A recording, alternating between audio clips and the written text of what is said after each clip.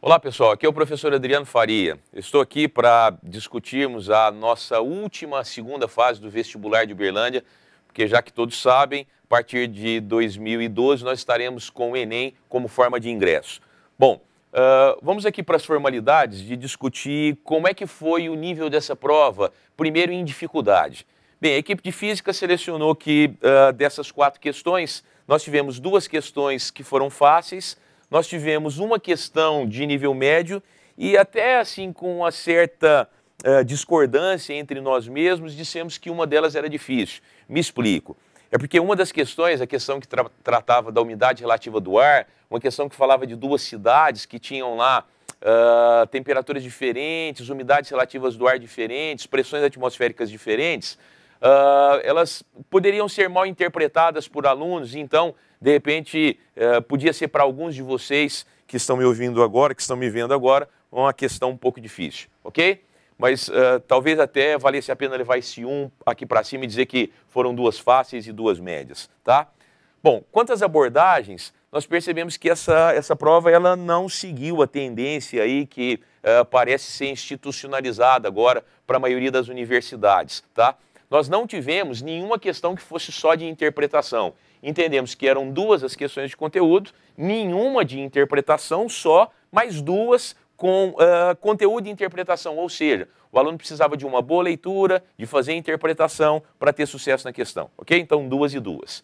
Bem, no quesito interdisciplinaridade, 0. Não percebemos aí nenhuma conversa com nenhuma outra das disciplinas, tá? Então, aqui, 4 nãos, né? Nós não tivemos nenhuma interdisciplinaridade. Bom, agora fica aqui o comentário para a questão de número 2 da prova de vocês, que talvez seja um comentário que até venha a contrariar as pessoas que estão vendo esse comentário agora.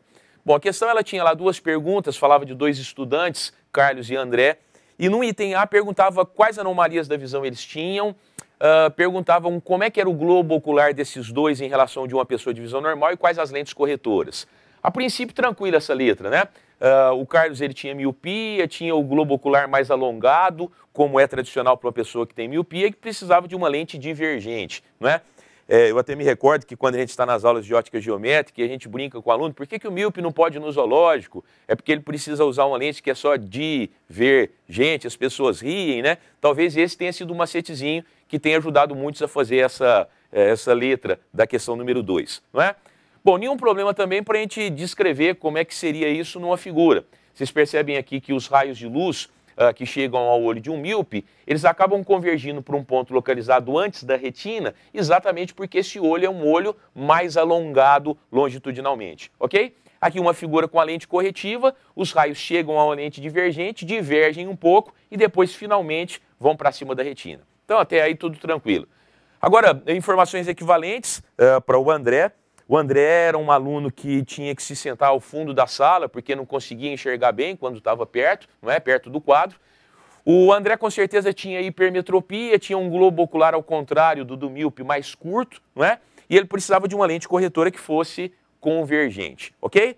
Bom, aqui uma figura só para que vocês tenham uma referência também, uma referência visual. Por ser um olho mais curto, os raios acabam convergindo para um ponto localizado antes da retina. Entenda-se, é claro que os raios não vão aqui perfurar a retina da pessoa para se cruzarem aqui. Essa figura só está mostrando que uma imagem perfeita seria para o hipermétrope formada depois da retina. Por quê? Porque esse olho, o olho do hipermétrope, pode ser entendido como um olho que tem escassez de convergência. Daí a necessidade de uma lente convergente na frente dos olhos, ok? Então aqui a figura já com a correção. Bom, o problema vem então para a letra B, tá?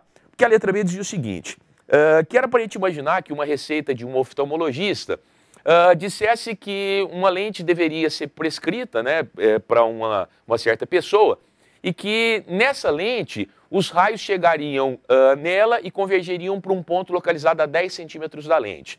Bom, acredito que a maioria dos estudantes, aí, a maioria dos candidatos que fez a prova, que fizeram a prova, devem ter entendido que esse ponto era o foco da lente, que essa medida de 10 centímetros era a distância focal.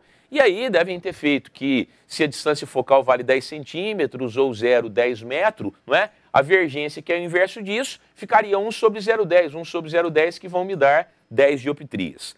Alguém poderia perguntar, Adriano, mas que problema tem essa questão? Achei até o item bem simples, consegui fazê-lo. O problema é o seguinte, quando o item não dizia no texto que esses raios haviam chegado paralelos ao eixo principal, esses raios, eles poderiam então convergir para um ponto que não fosse o foco, tá? Então faltou a pessoa que produziu essa questão, a banca que produziu essa questão, dizer que os raios chegavam paralelos ao eixo principal, porque aí sim eles convergiriam para o foco e eu teria então a conta certa, eu teria o pensamento correto.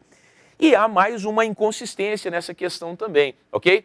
Porque, como já se sabe, os hipermétropes, eles têm uma distância de ponto próximo que é maior do que 25 centímetros.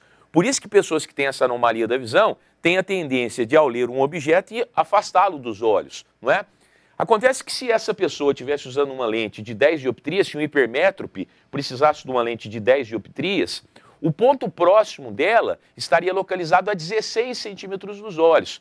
Quem tiver o desejo de conferir isso depois, basta utilizar a equação de Gauss, fazer 1 sobre F igual a 1 sobre P mais 1 sobre P', colocar o P de 25 centímetros e esse valor de divergência de 10 graus. Vocês vão encontrar uma distância de ponto próximo de 16 centímetros. Portanto, menor do que a distância de ponto próximo de uma pessoa de visão normal. Então, ninguém que tem hipermetropia usará uma lente de 10 graus. Sei que isso pode contrariar alguns de vocês que devem ter feito essa questão exatamente nesse caminho, não é? Mas nós vamos pedir a anulação desse item, ok? Um grande abraço e saudações vascaínas, ok? Até mais.